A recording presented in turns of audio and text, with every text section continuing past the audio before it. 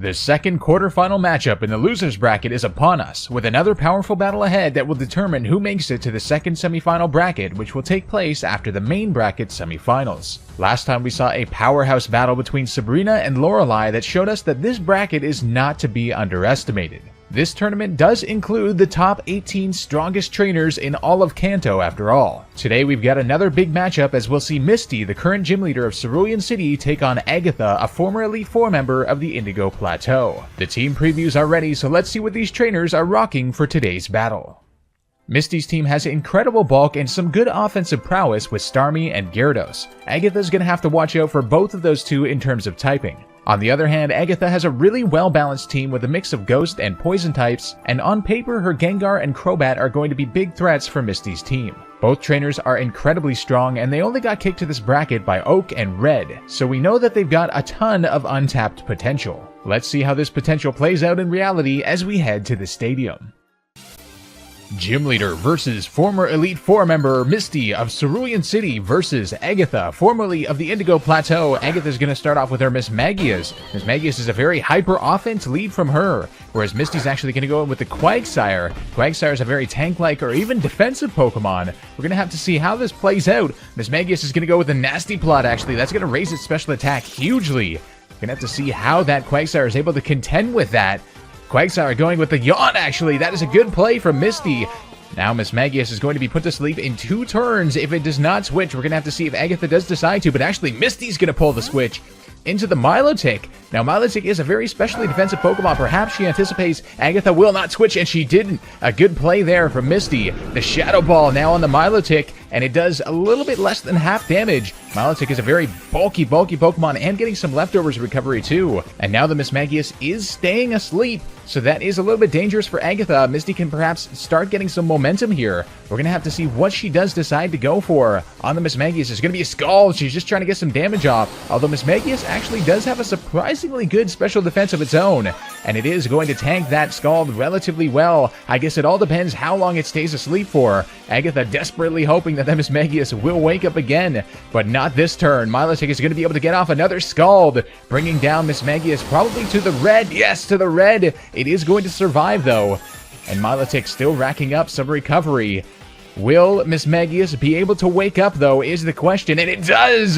The Thunderbolt! It is a super effective move on the Milotic. Will that take it out though? Oh! Milotic surviving on 7 HP, able to get off the final Scald on the Mismagius. What an interesting start to the battle that was. Mismagius tearing it up here, but not quite enough on the Milotic. Misty actually doing some good predictive plays there. We're going to have to see what Agatha decides to go for. Oh, she is not kidding around, sending out the Gengar. Gengar, another hyper offense Pokemon. Agatha starting off really aggressively. Here comes the Gengarite. Mega Gengar is going to be on the field. This is a really aggressive start from Agatha, and that Milotic, I fear, is going to be toast after this Shadow Ball, the super powered up Shadow Ball. Milotic going down to that despite how much special defense it has. Not a chance. And now comes the Gyarados from Misty. So Misty deciding to respond with a powerhouse of her own against the Gengar. Intimidate not going to do much on that Mega Gengar, of course. Mega Gengar does operate specially. And now Agatha's going to switch out, realizing the predicament she's in, sending out the Arbok. A good play from her, because that is going to have the Intimidate and lower Gyarados' attack. And I fear that, yes, the Gyarados is here. Mega Gyarados on Misty's side. What a battle this is playing out to be, even in the early stages. This is nuts. This is craziness. 2 Megas already. And now Gyarados with the Mold Breaker won't have much of an effect here. It is going to go for the Crunch. It was trying to get the Crunch off on the Gengar. But of course, Agatha did switch, and the Arbok is going to have a Citrus Berry, so that will restore a lot of its health here. And that Intimidate was vital because, of course, Gyarados' attack is cut in half here. And now the Earthquake, though. Oh, Agatha was perhaps not anticipating that at all. The Earthquake, super effective, and takes down the Arbok. The Arbok is going to go down to the Gyarados. Mega Gyarados is on the field, but Agatha does have a way to kind of pick things up again here, because the Gyarados does have a lowered attack after all. Sending out the Crobat. Now this Crobat has done some serious damage on other trainers, and going in with the Toxic here, so going to immediately cripple that Mega Gyarados with the Toxic. Gyarados is now both poisoned and has a lower attack, but Misty's going to keep it in and go with the Crunch here. Crunch not doing too much damage on that Crobat, especially after Black Sludge recovery, maybe about a third. but now the Gyarados is going to start racking up damage from the poison. What is Misty going to do here? She's going to stay in, and now Agatha is going to go on the offense, taking in the Brave Bird on the Mega Gyarados. How much will that do, though? Does a decent chunk of damage, maybe about a third, but we got to factor in that poison as well. And here comes the crunch on the Crobat again, bringing it to the red, and the defense drop. Oh, that is crucial. That is a crucial defense drop here, because Agatha could have very well, maybe she was planning to go for the Roost here and heal up the Crobat, but now she's forced to switch. That's not good. Sending out the Weezing here. Now, the Weezing is a very physically defensive Pokemon, though. A good counter to Gyarados, perhaps an excellent counter to the Gyarados.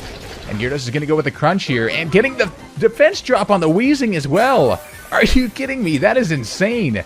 2 defense drops in a row, but Gyarados is eating up some poison damage here. One more turn, and it is going to be toast. We'll have to see if Misty decides to switch. She does, even despite the defense drop. Is saving the Gyarados for later when it might be needed more, and sending out the Starmie instead. Now, Starmie should be able to counter this Weezing quite well. Weezing's going to go with the Sludge Bomb, though, but now Agatha is in a big predicament. Starmie is a powerful Pokemon with Psychic, of course, and she's going to keep the Weezing in. She doesn't want anything to tank that, and the Weezing goes down in one hit despite how bulky it is. It is, of course, more of a physical wall, so Starmie now posing a big threat, but of course, the Mega Gengar is back on the field, and that thing is very speedy. It will outspeed the Starmie even, and of course, Misty has nothing to switch into that Shadow Ball. She's going to keep Starmie on the field, and it's going to be taken down. Starmie is, of course, a crucial member of Misty's team.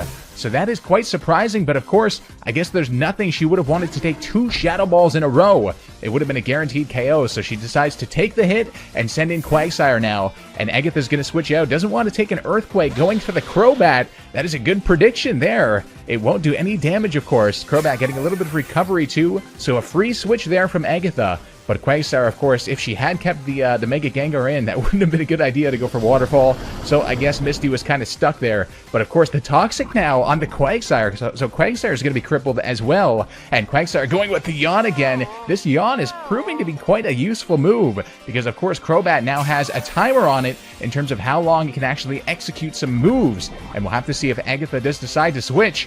But perhaps not. Quagsire might want to go for the Waterfall here, but oh! The Crobat is going to Roost here, so the Waterfall might have killed the Crobat, but it did Roost, and Quagsire now going for the Earthquake, but that will hit because of the Roost! Oh! The Roost actually put the Crobat on the ground, and it's going to do huge damage, and it's going to be super effective even on a Pokemon that it normally wouldn't have hurt, because the Roost, of course, brings Crobat down to the ground. It loses its flying type for the turn. Agatha perhaps incorrectly predicting that the Quagsire would go for the Waterfall to take it out. And now, the Crobat is in a huge problem here. It's got to go and switch into the Gengar. Agatha switching back out into the Gengar. Now she's gotten a sleek Crobat. And here comes the actual Waterfall. There's the Waterfall this time. Oh man, this is a crazy battle. There's predictions upon predictions. Sometimes incorrectly, though. And Gengar does have Giga Drain, though. What? Oh no! Quagsire does have a berry, but it's not going to be enough. I think that was the Rindo Berry to actually lower the power of Grass-type moves, but that is still 4 times effective, and Gengar getting full recovery back. Oh, a crucial move there from Agatha. A really good play. And now Misty perhaps not expecting that, having to send out the Blastoise now. Now, Blastoise should be able to tag at least 1 Giga Drain here. Let's see what happens. Giga Drain doing over half. Yes, it does do over half on the Blastoise, but the Blastoise has a Citrus Berry, it looks like. So going to be able to recover some health, and it will be able to take 2 Giga Drains and a third one after that. So let's see what happens here. Hydro Pump on the Gengar, trying to get some good damage, but it doesn't do over half.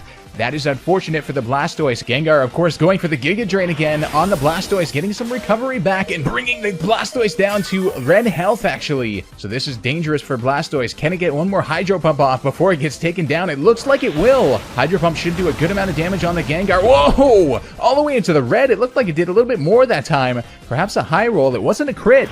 And now the Giga Drain not being able to get Gengar much recovery, though, because Blastoise was very low health. And now Gengar is stuck in the red. So Blastoise putting in a little bit of work there. Of course, Misty has no way to counter this Gengar exceptionally well. She's going to send in the Slowbro now. Now, Slowbro should be able to tank Giga Drain here. We're going to see how much this does. It is going to do, oh, a lot of damage, but doesn't quite take it out. Slowbro surviving on 54 HP, but Gengar getting a whopping amount of recovery back from that. Crobat. Will the Psyshock take it out? Let's find out. Now, the Psyshock will do physical damage despite using Slowbro's special attack, and it will take the Mega Gengar down. Mega Gengar going down to the Psyshock from the Slowbro. Slowbro pulling off a crucial move there. And now Agatha sending out her Alolan Marowak. Now, Alolan Marowak should outspeed the Slowbro. Misty, of course, cannot switch, and here comes the Shadow Bone on the Slowbro, absolutely taking it out despite Slowbro's physical bulk.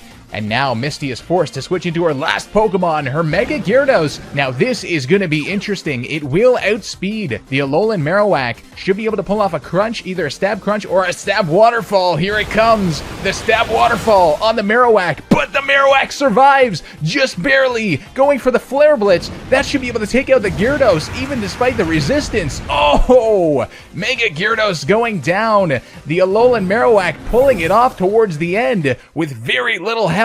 Of course, Agatha did have the Crobat in waiting, but it was asleep.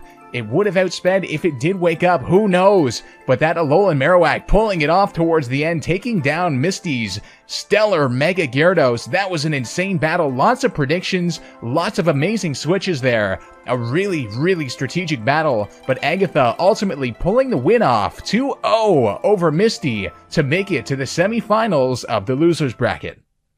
If you guys enjoyed this battle and are looking forward to the rest of the tournament, make sure to smash that like button and subscribe with notifications on so you don't miss the next matches. Before we go, I'd like to thank the patrons who are making this tournament possible. If you guys want to help further this series' potential and support it, the link to my Patreon page will be in the description below. That's all for this one. This has been SilphSpectre, and I'll see you guys next time for more True Power.